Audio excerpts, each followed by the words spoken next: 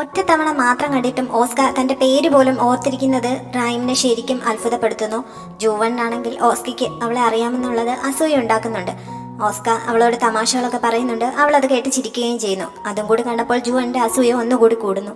ഉടനെ തന്നെ ഓസ്കയോട് തിരികെ വണ്ടിയിൽ പോയിരിക്കാൻ അവൻ ആവശ്യപ്പെടുന്നുണ്ട്. പക്ഷെ അവൻ അത് മൈൻഡ് ചെയ്യാതെ പിന്നെയും അവിടെ നിന്ന് സംസാരിക്കുന്നു. ചേരിന്റെ കാര്യം അവിടെ വെച്ച് പറയും എന്ന് ജുവൻ ഭീഷണിപ്പെടുത്തിയപ്പോൾ പിന്നീട് എപ്പോഴെങ്കിലും കാണാമെന്ന് റൈമിനോട് പറഞ്ഞിട്ട് ഓസ്കാർ വണ്ടിയിൽ കയറിയിരിക്കുന്നു. അതിനുശേഷം ജുവൻ തിരികെ നോക്കിയപ്പോഴേക്കും അവൾ അവിടെ നിന്ന് പോയി കഴിഞ്ഞിരുന്നു. അവന് അടുത്തേക്ക് ചെല്ലാൻ കഴിയുന്നതിന് മുമ്പ് തന്നെ അതുവഴി വന്ന ഒരു ബസ്സിൽ കയറി പോവുകയും ചെയ്യുന്നു. ഓസ്കയെ നേരിട്ട് കാണാൻ കഴിഞ്ഞതിന്റെ സന്തോഷമായിരുന്നു ബസ്സിലിരിക്കുമ്പോഴും റൈമിന്. അവൾ വീട്ടിലെത്തിയപ്പോൾ അയോങ് അവിടെ ഉണ്ടായിരുന്നു. അയോങ്ങിനോടും ഓസ്കയെ നേരിട്ട് കണ്ടതിനെ കുറിച്ചുള്ള വിശേഷങ്ങളൊക്കെ അവൾ പറയുന്നുണ്ട്. അങ്ങനെ സംസാരിച്ചിരിക്കുന്ന കൂട്ടത്തിലാണ് കാലിലെ സോക്സ് മിസ്സിംഗ് ആണ് എന്ന് അവൾ അറിയുന്നത്.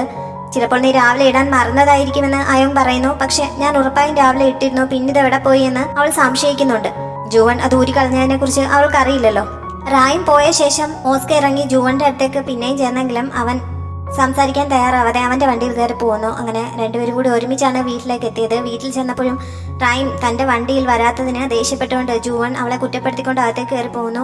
നീ ചേരന്റെ കാര്യമെല്ലാം സെറ്റിൽ ചെയ്തായിരുന്നു എന്ന് ചോദിച്ചുകൊണ്ട് ഓസ്ക പുറകെ കയറി ചെല്ലുന്നുണ്ട്. കുറെ കഴിഞ്ഞാണ് കാര്യങ്ങൾ ഒതുക്കി തീർത്തു എന്ന് ജുവൻ പറഞ്ഞത്.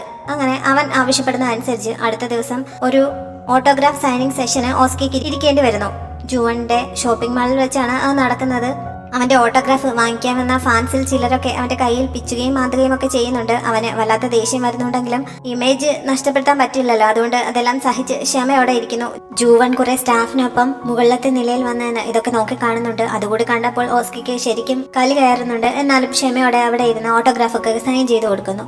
അതിനുശേഷം ജൂവന് ഒരു മീറ്റിംഗ് ഉണ്ടായിരുന്നു. അവൻ മീറ്റിംഗ് കഴിഞ്ഞ് പുറത്തിറങ്ങി വണ്ടി വെയിറ്റ് ചെയ്ത് നിൽക്കുന്ന സമയത്ത് അവന്റെ തൊട്ടടുത്ത് റൈം നിൽക്കുന്നത് പോലെ അവന് ഫീൽ ചെയ്യുന്നു. അവളിങ്ങനെ തന്റെ മനസ്സിലേക്ക് വരുന്നത് എന്താണെന്ന് അവന് മനസ്സിലാവുന്നില്ല. ഈ സമയത്താണ് ഓസ്ക സൈനിങ് സെഷൻ കഴിഞ്ഞ് പുറത്തേക്ക് ഇറങ്ങിയത്. ഫാൻസ് എല്ലാം കൂടി അവനെ പുറത്തേക്ക് പോകാൻ അനുവദിക്കാതെ ചുറ്റും വളഞ്ഞിരിക്കുകയാണ്.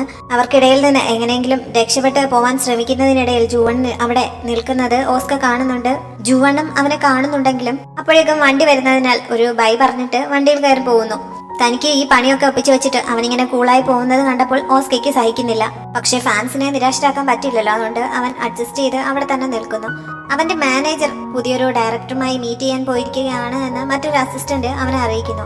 മാനേജർ മീറ്റ് ചെയ്യാൻ പോയ ഡയറക്ടർ യുൻസിയോൾ ആയിരുന്നു. യുൻസിയോളും ഓസ്കയും തമ്മിൽ മുമ്പൊരു കണക്ഷൻ ഉണ്ട്. അവർ തമ്മിൽ നേരത്തെ ഇഷ്ടത്തിലായിരുന്നു, പിന്നീട് എങ്ങനെയോ ബ്രേക്കപ്പ് ആയതാണ്.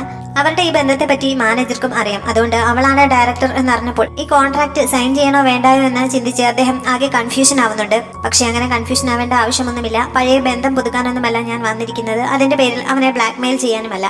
എന്തായാലും അധികം വൈകാതെ ഞാൻ അവന്റെ ഫാമിലിയിലെ ഒരു അംഗമാകും.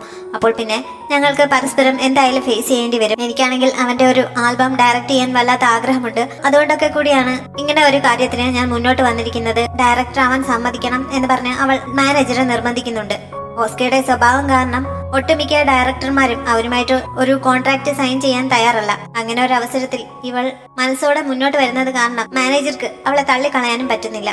ജൂവനെ വിവാഹം കഴിക്കാനാണല്ലോ യുൻസിൽ ഇപ്പോൾ ഉദ്ദേശിച്ചിരിക്കുന്നത്. അതുകൊണ്ടാണ് ഉടനെ തന്നെ ഓസ്കയുടെ ഫാമിലി ആവും എന്ന് അവൾ പറയുന്നത്. എന്തായാലും മാനേജർ അതിനെപ്പറ്റി കാര്യമായി ചിന്തിക്കുന്നു. ജൂവൻ വീട്ടിലെത്തി കഴിഞ്ഞപ്പോൾ അവന്റെ അമ്മ വിളിച്ച് അന്ന് ഒരു ബ്ലൈൻഡ് ഡേറ്റിന് പോകുന്നതിനെ പറ്റി പറയുന്നുണ്ട്. പോകാമെന്ന് അവൻ സമ്മതിക്കുകയും ചെയ്യുന്നു. അതിനുശേഷം അവനിങ്ങനെ ഗാർഡനിലൂടെ മുന്നോട്ട് നടക്കുന്ന സമയത്ത് റായിമും തന്റെ ഒപ്പം നടക്കുന്നത് പോലെ അവന് തോന്നുന്നു. അവളെക്കുറിച്ച് ഇങ്ങനെ ഇടയ്ക്കിടെ ഓർക്കുന്നത് അവനെ വല്ലാതെ ഡിസ്റ്റർബ് ചെയ്യുന്നുണ്ട്. അവൾ എങ്ങനെയെങ്കിലും മനസ്സിൽ നിന്ന് പോകട്ടെ എന്ന് കരുതി അവൻ ഇടയ്ക്ക് നിന്ന് നോക്കുന്നു. പക്ഷെ അപ്പോൾ അവൾ നിൽക്കുന്നുണ്ട്. വീണ്ടും അവൻ മുന്നോട്ട് നടന്നപ്പോൾ അവളും കൂടെ നടക്കുന്നു. അങ്ങനെ അവന് ആകെ ഭ്രാന്ത് പിടിച്ച അവസ്ഥയാവുന്നുണ്ട്. അവളെ മനസ്സിൽ നിന്ന് കളയാൻ വേണ്ടി അവൻ വളരെ ബുദ്ധിമുട്ടുള്ള ഒരു പാട്ടൊക്കെ പാടി നോക്കുന്നു. പക്ഷെ അതുകൊണ്ടൊന്നും ഒരു പ്രയോജനവും ഉണ്ടാവുന്നില്ല. അപ്പോൾ മാത്രമല്ല അവൻ അകത്ത് മുറിയിൽ ചെന്നിരുന്ന് ഒരു ബുക്ക് വായിച്ചുകൊണ്ടിരുന്ന സമയത്തും അവൾ തൊട്ടടുത്ത് വന്നിരിക്കുന്നതായി അവന് ഫീൽ ചെയ്യുന്നു. ഇത് കുറെ സമയമായി ഇങ്ങനെ സംഭവിച്ചുകൊണ്ടിരിക്കുകയാണല്ലോ. നിനക്ക് ഈ ഡ്രസ്സെങ്കിലും ഒന്ന് മാറിക്കൂടെ? ഇതിൽ ബ്ലഡ് പറ്റിയതല്ലേ എന്ന് അവൻ സഹിയായിട്ട് ചോദിച്ചു പോകുന്നുണ്ട്. പക്ഷെ വെറുതെ നോക്കിയിരുന്നതല്ലാതെ അവൾ അതിന് മറുപടി ഒന്നും നൽകുന്നില്ല. കുറച്ച് കഴിഞ്ഞപ്പോൾ എഴുന്നേറ്റ് അവന്റെ മുന്നിൽ നിൽക്കുന്നു. നീ എന്റെ ടൈപ്പ് അല്ല, ഞാൻ ഇഷ്ടപ്പെടുന്നത് വേറെ ടൈപ്പ് പെൺകുട്ടികളെ ആണ് എന്നൊക്കെ അവൻ അവളോടായി പറഞ്ഞുകൊണ്ടിരിക്കുകയാണ്. ആ സമയത്ത് അവൻ ഇഷ്ടപ്പെടുന്ന ടൈപ്പിലുള്ള പെൺകുട്ടിയുടെ വേഷം ധരിച്ച് അവൾ വീണ്ടും മുന്നിലെത്തുന്നു. എനിക്ക് കുറച്ചുകൂടി ബുദ്ധിയുള്ള പെൺകുട്ടികളെയാണ് ഇഷ്ടം എന്ന് അവൻ പറഞ്ഞപ്പോൾ ആ ഒരു ബുജി സ്റ്റൈലിൽ അവൾ എത്തുന്നുണ്ട്. എനിക്ക് ഇത്രയും പ്രായമായിട്ടുള്ള പെൺകുട്ടികളെ ഇഷ്ടമല്ല എന്ന് പറഞ്ഞപ്പോൾ ഒരു സ്റ്റുഡന്റിനെ പോലെ വേഷം ധരിച്ച് അവൾ എത്തുന്നു. അങ്ങനെ അവൻ എന്തൊക്കെ പറഞ്ഞിട്ടും അവന്റെ മനസ്സിൽ നിന്ന് മായാതെ അവൾ വീണ്ടും വീണ്ടും പൊന്തി വന്നുകൊണ്ടിരിക്കുകയാണ്.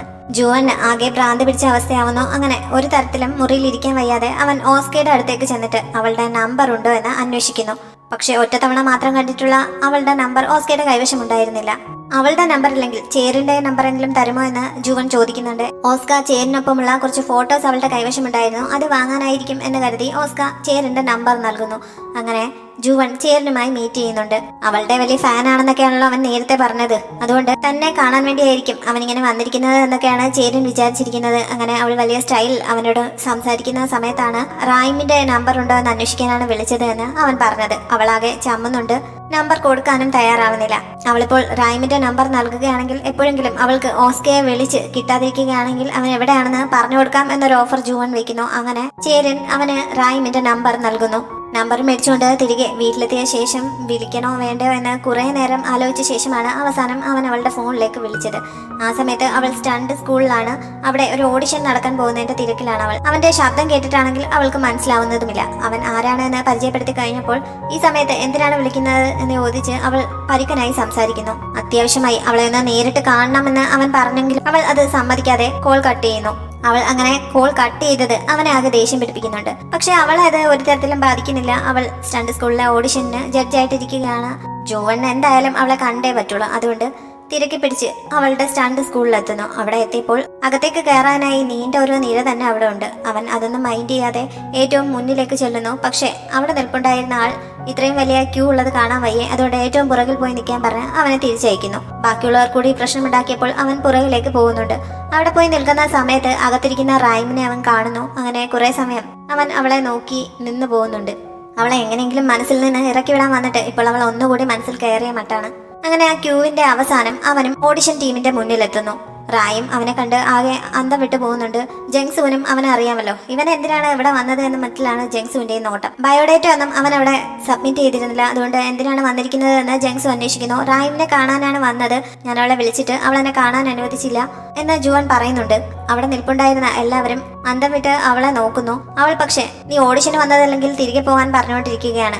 ജുവൻ പിന്നെയും അവളോട് നിന്റെ കയ്യിലെ മുറിവ് എങ്ങനെയുണ്ട്, അതിപ്പോൾ ഭേദമായോ, ഈ ഓഡിഷൻ കഴിയുമ്പോൾ നിനക്ക് എന്താണ് പരിപാടി എന്നൊക്കെ ചോദിച്ചുകൊണ്ട് നിൽക്കുന്നു.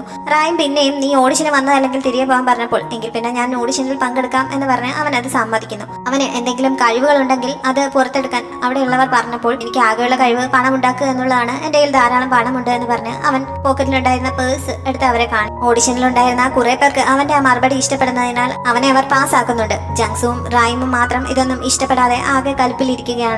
ജങ്സു ഓഫീസിലേക്ക് പോയപ്പോൾ റായും പുറകെ ചെന്ന് ചേരിന് പകരം അവൻ തന്നെ തെറ്റിദ്ധരിച്ചതും അതിനുശേഷമുണ്ടായ സംഭവങ്ങളുമൊക്കെ അവനോട് പറയുന്നു. പക്ഷെ എന്തിനാണ് അവനിപ്പോൾ എന്നെ കാണാൻ ഇങ്ങോട്ട് വന്നതെന്ന് എനിക്ക് മനസ്സിലാവുന്നില്ല എന്ന് അവൾ പറഞ്ഞപ്പോൾ അവനെ കുറ്റം പറഞ്ഞിട്ട് കാര്യമില്ല, നീ അത്യാവശ്യം കാണാൻ നല്ലൊരു പെൺകുട്ടിയല്ലേ, അതുകൊണ്ടാണ് അവൻ വന്നത് എന്ന് ജങ്സു പറയുന്നുണ്ട്. അങ്ങനെ ജങ്സു കൂടി പറയുന്നതിനാൽ റായും അവനോട് സംസാരിക്കാനായി തിരികെ ഇറങ്ങി ചെല്ലുന്നുണ്ട്. ആ സമയത്ത് ജുവൻ അവിടെ ഉണ്ടായിരുന്ന സ്റ്റാഫുമായിട്ടൊക്കെ കമ്പനി ആവുന്നു. റായും അവനെ പുറത്തേക്ക് കൂട്ടിക്കൊണ്ടുപോയി തനിച്ച് നിർത്തി സംസാരിക്കുന്നു. അവൻ ഓസ്കയുടെ അസിസ്റ്റന്റ് ആണെന്നാണല്ലോ അവൾ ഇപ്പോഴും വിചാരിച്ചു വെച്ചിരിക്കുന്നത്. നീ ഒരുപാട് കാശുണ്ടാക്കുന്നു എന്നൊക്കെ അവിടെ നിന്ന് ഡയലോഗ് അടിക്കുന്ന കേട്ടല്ലോ. കാശുണ്ടാക്കുന്നത് ഓസ്കയല്ലേ, നീ അല്ലല്ലോ. എന്നെ നാണം കെടുത്താൻ വേണ്ടി നീ എന്തിനാണ് ഇപ്പൊ ഇങ്ങോട്ട് വന്നത് എന്നൊക്കെ ചോദിച്ച് അവൾ നിർത്താതെ ദേഷ്യപ്പെട്ടുകൊണ്ടിരിക്കുകയാണ്. ഞാൻ ആരാണെന്ന് നിനക്കറിയില്ല എന്നുള്ളത് ശരി തന്നെ എന്ന് വെച്ച് ഇത്ര റഫായി സംസാരിക്കണോ, കുറച്ചുകൂടി നൈസായി സംസാരിച്ചുകൂടെ, ഞാൻ നിന്നെ കാണാൻ വേണ്ടി തന്നെയാണ് ഇങ്ങോട്ട് വന്നത് എന്ന് അവൻ പറയുന്നു. എന്നെ കാണാൻ വന്നതാണെങ്കിൽ എന്താണ് ഉദ്ദേശം എന്ന് അവൾ വീണ്ടും ചോദിച്ചപ്പോൾ ശരിക്കുള്ള ഉദ്ദേശം പറഞ്ഞാൽ എനിക്ക് ഭ്രാന്താണെന്ന് നീ വിചാരിക്കും, അതുകൊണ്ട് അന്ന് ആശുപത്രിയിൽ ചെലവായ ബില്ലിന് വന്നതാണെന്ന് വിചാരിച്ചാൽ മതി എന്നവൻ പറയുന്നു. ബില്ല് എത്രയായി എന്നൊക്കെ അവൾ ചോദിച്ചപ്പോൾ അതിന് മറുപടി നൽകാതെ ഇവിടെ വന്നാൽ നിന്നെ കാണാൻ പറ്റുമോ, ഇവിടെയാണോ നീ എപ്പോഴും ഉള്ളത് എന്നൊക്കെ വീണ്ടും ചോദിക്കുന്നു. അതൊക്കെ ഞാൻ എന്തിനാണ് നിന്നോട് പറയുന്നതെന്ന് ചോദിച്ച് അവൾ പിന്നെയും ദേഷ്യപ്പെടുന്നുണ്ട്. ഇതുകൊണ്ടാണ് എനിക്ക് നിന്നെ മറക്കാൻ പറ്റാത്തത്, നീ ദേഷ്യപ്പെടുമ്പോൾ വളരെ സുന്ദരിയാണ് എന്നവൻ പറയുന്നു. അവൾ പെട്ടെന്ന് പുച്ഛത്തോടെ മുഖം തിരിക്കുന്നുണ്ട്. ആ സമയത്ത് അവൻ പെട്ടെന്ന് അവളുടെ കയ്യിലെ കോട്ട് കുറച്ച് താഴേക്ക് വലിച്ചൂരാൻ ശ്രമിക്കുന്നു. അവൾ അത് തടയാനും ശ്രമിക്കുന്നുണ്ട്.